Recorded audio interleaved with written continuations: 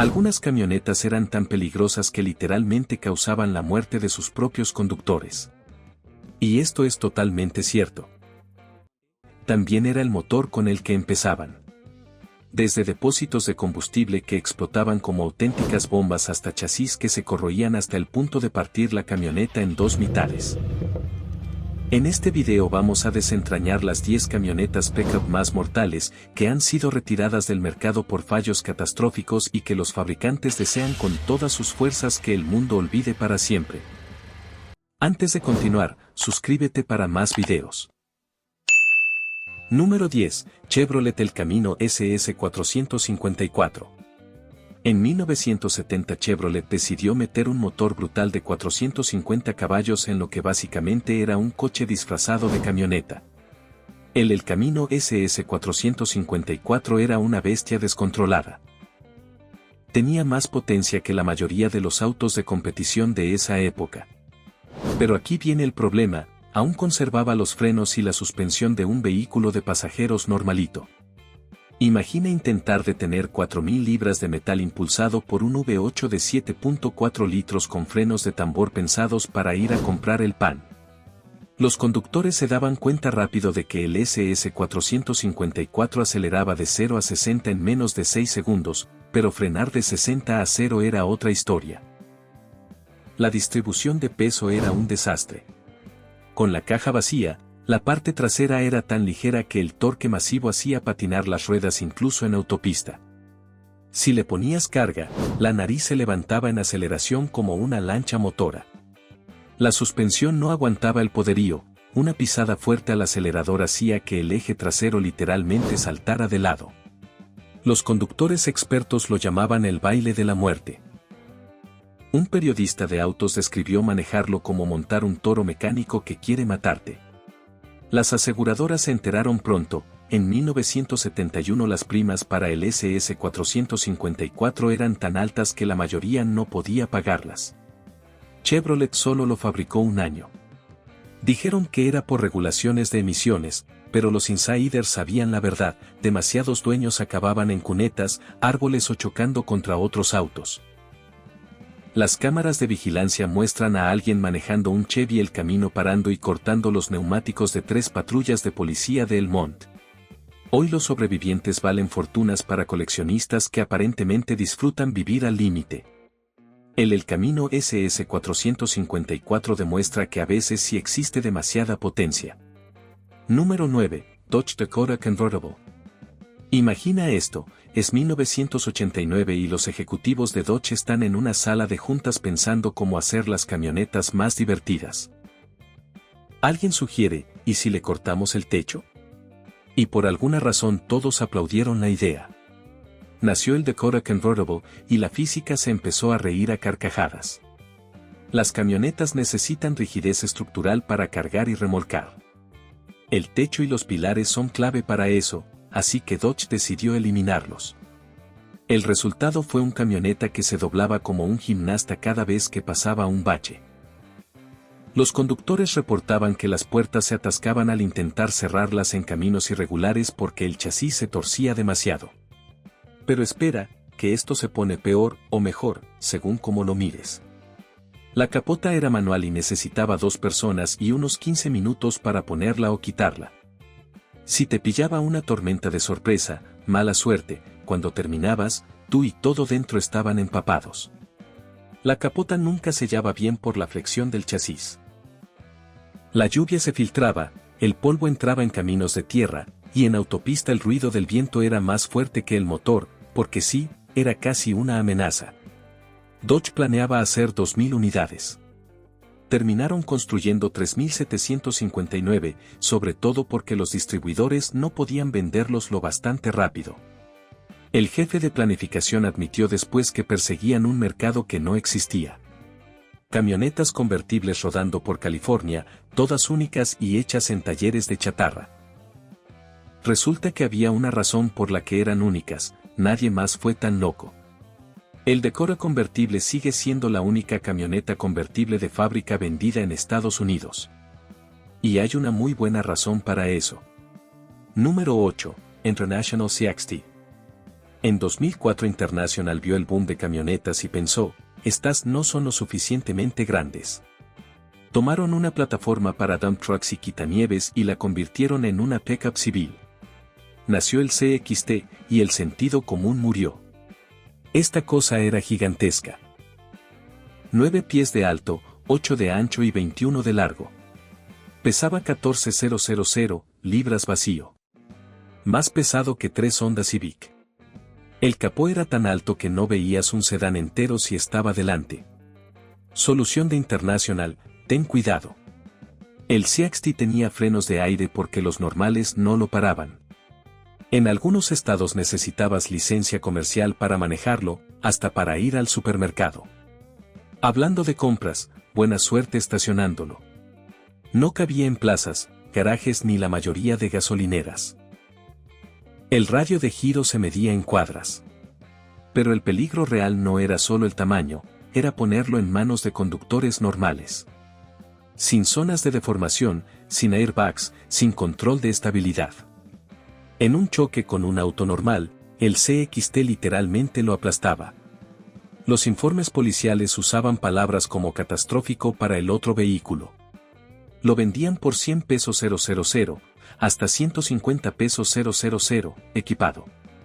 Lo promocionaban como lo máximo en capacidad. Olvidando mencionar que esa capacidad incluía destruir todo a su paso. La producción terminó en silencio después de unos años. International nunca dijo cuántos vendieron, probablemente porque admitir liberar estos monstruos no es buena PR. Número 7, Reliant and, Reino Unido, años 60 a 80. Los años 60 fueron una época extraña para los autos, pero nada resume esa locura como el Reliant and, una camioneta de 3 ruedas. Sí, 3. Una menos que cualquier vehículo normal. ¿Qué podía salir mal? Todo. Absolutamente todo. Tenía 2 ruedas atrás y una sola delante, lo que le daba la estabilidad de un taburete de bar sobre hielo. El centro de gravedad estaba en la estratosfera. En curvas a más de velocidad de paseo, la rueda interior trasera se levantaba del suelo. Si la curva era cerrada, toda la camioneta volcaba. Pero lo mejor, lo diseñaron como vehículo de carga. La caja estaba pensada para llevar peso, y añadir peso la hacía aún más inestable. La carga se movía en curvas y cambiaba el precario equilibrio. Los conductores aprendieron a poner todo lo más adelante posible y rezar. El truco estrella era el terror al dar marcha atrás. Con una sola rueda directriz delante, al retroceder cualquier movimiento del volante hacía que la parte trasera se balanceara como un péndulo enloquecido. Obras de construcción los prohibieron tras demasiados accidentes. Un inspector británico dijo que ver una en retrocedido era como ver a alguien intentando controlar un carrito de supermercado lleno de dinamita. La lluvia la convertía en peonza. Nieve igual a imposible. Un viento cruzado leve y te ibas al carril contrario. Al final el gobierno británico exigió licencia especial, no porque fuera potente, sino porque era tan peligroso que necesitabas entrenamiento para sobrevivir manejándolo. Reliant decía que las 3 ruedas eran por economía y maniobrabilidad. La verdad, en United Kingdom los triciclos pagaban impuestos de moto y eran más baratos. Ahorraban unas libras en impuestos y quitaban años de vida por estrés. Se fabricó hasta 1981. Sí, las malas ideas a veces duran mucho. Número 6, Nissan Titan primera generación, 2004 a 2015. El primer intento de Nissan de hacer una full-size pickup fue ambicioso, quizás demasiado. La primera generación Titan llegó con fanfarria y una lista de problemas que atormentó a sus dueños durante más de una década.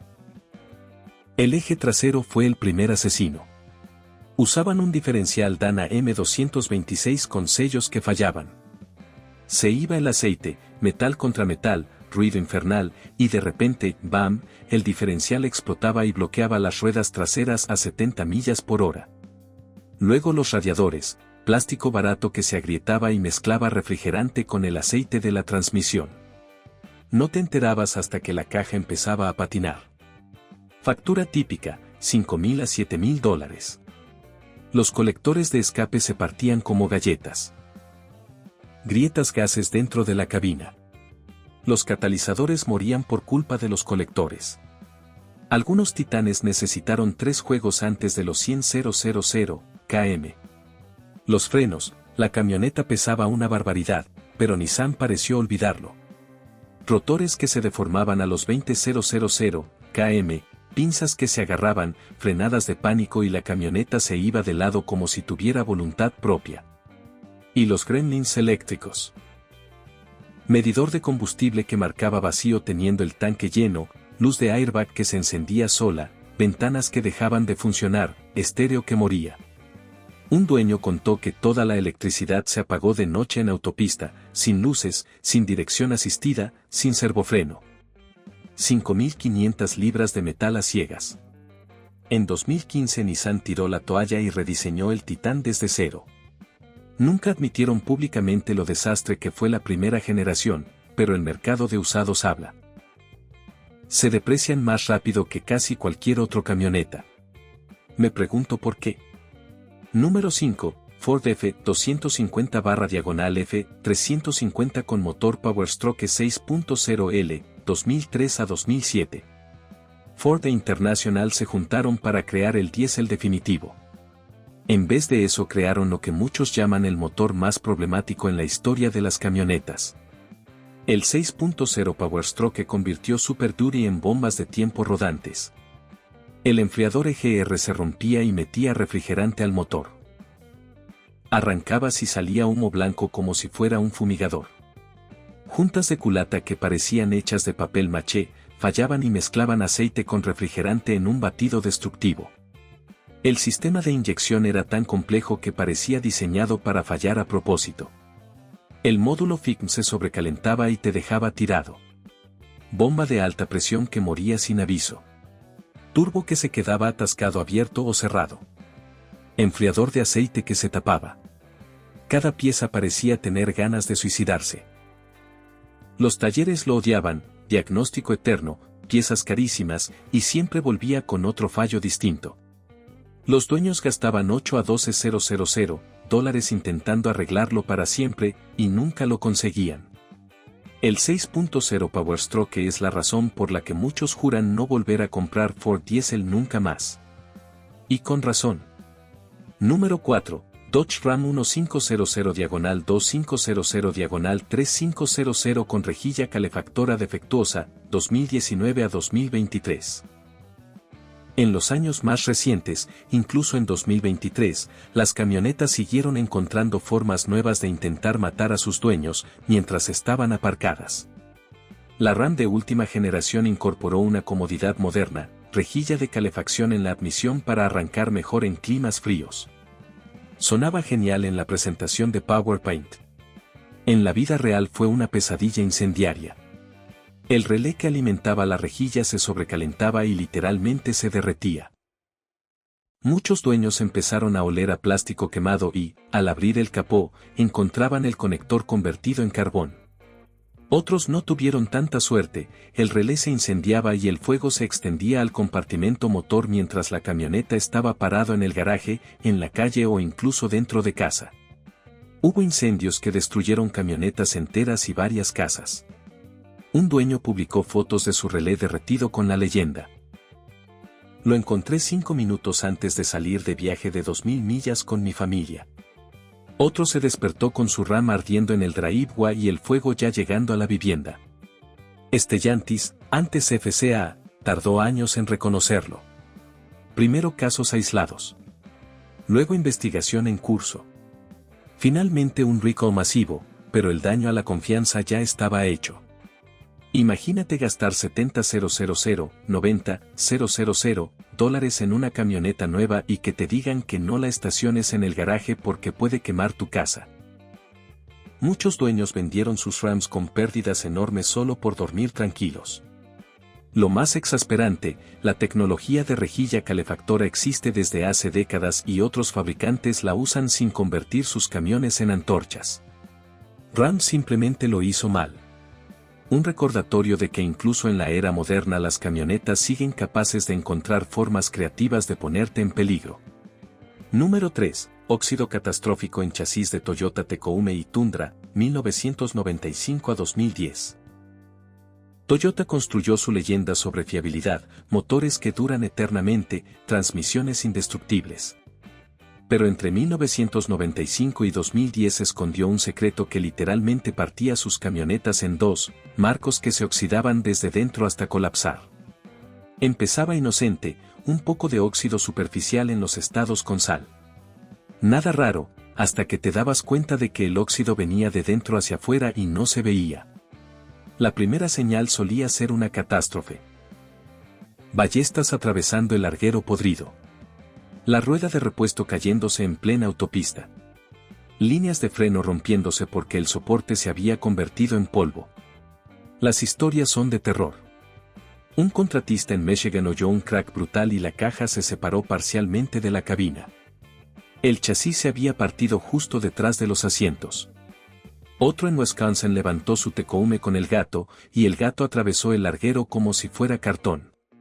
Lo peor pasaba remolcando. El marco cedía en el enganche y el remolque salía disparado. Un dueño de Tundra en Ohio vio cómo su remolque de barco lo adelantaba en la interestatal después de que el chasis se partiese. Ahora negó, culpó a la sal, luego a los dueños por no lavar debajo.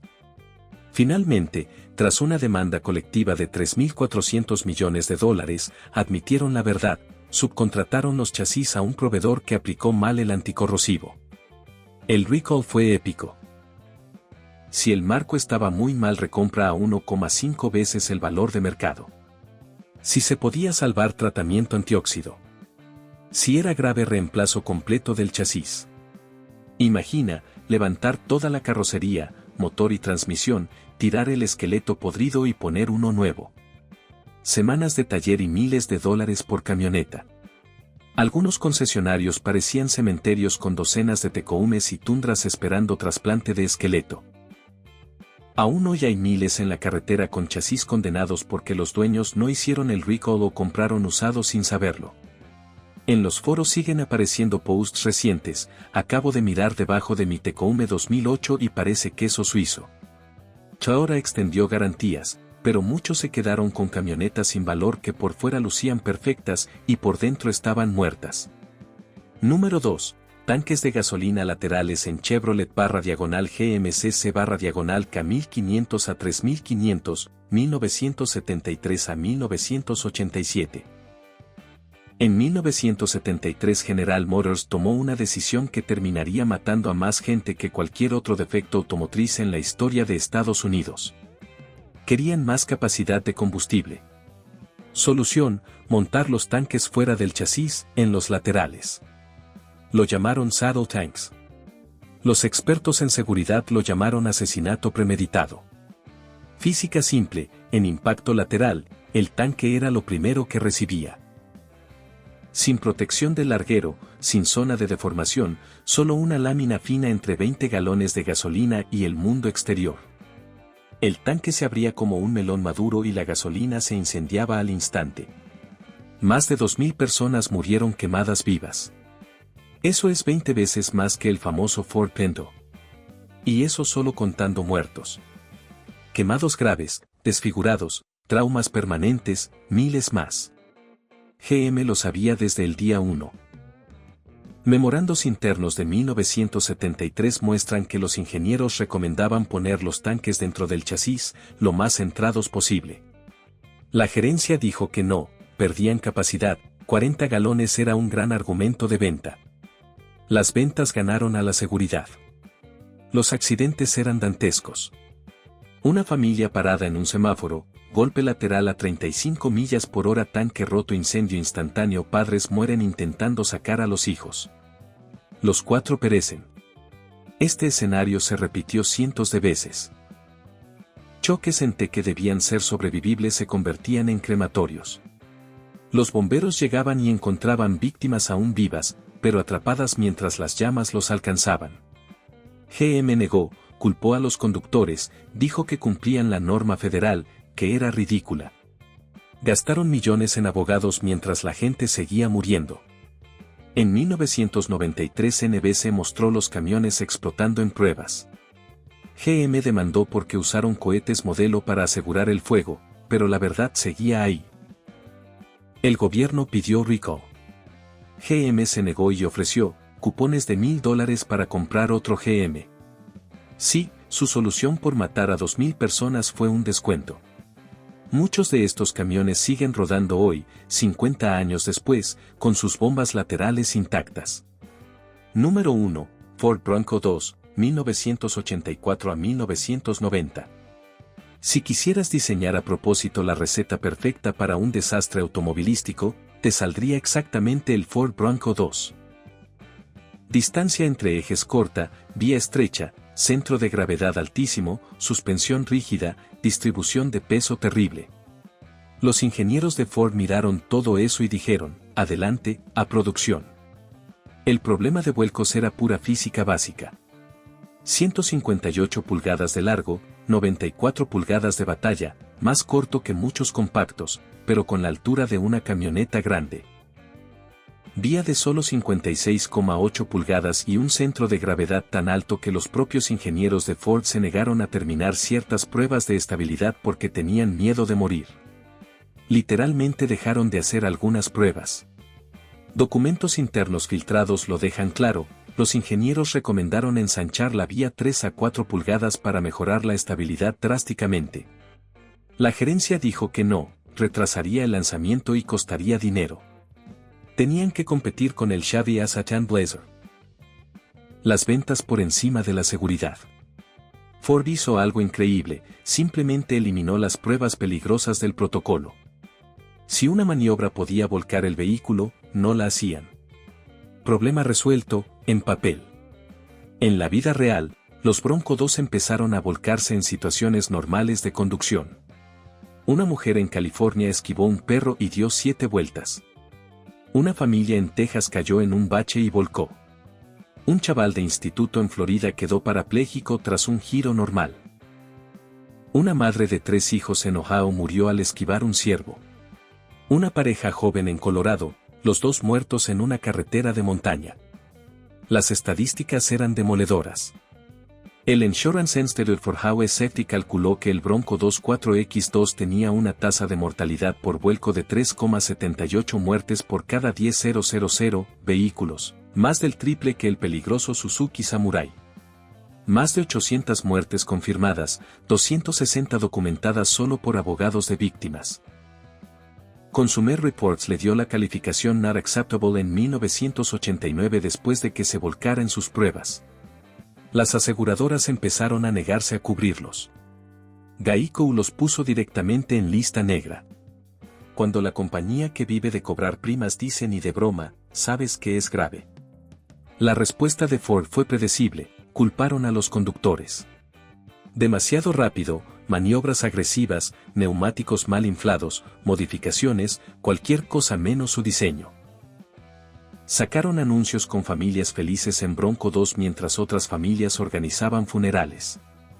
En los juicios salió todo, Ford había probado la competencia y sabía que sus rivales eran mucho más estables. Sabían que el Bronco 2 era el peor del grupo. Lo vendieron igual. Durante 6 años siguieron fabricando estas trampas mortales, haciendo cambios cosméticos que no solucionaban nada. En 1990 lo mataron y lo reemplazaron por el Explorer, que una década después tendría su propio escándalo de vuelcos con los Firestone. Hoy Ford intenta resucitar el nombre Bronco con modelos nuevos y seguros. Quieren que olvidemos el Bronco 2. Pero para las familias de esas más de 800 víctimas, olvidar no es una opción.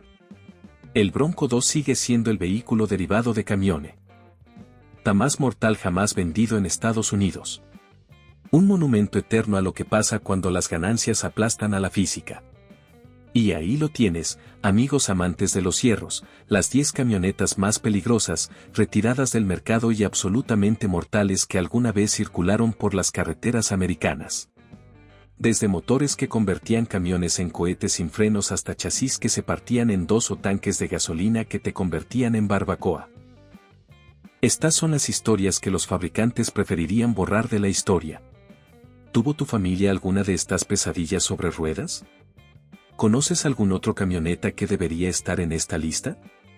Déjalo todo en los comentarios, Porque estas historias son las que nos recuerdan que no todo lo que brilla en un folleto es oro, a veces es una trampa mortal con 4 ruedas. Dale like si te ha puesto los pelos de punta, suscríbete para más viajes al lado oscuro de la historia automotriz. Y aquí tienes otro video que sé que te va a encantar. Nos vemos en la próxima, y conduce con cuidado.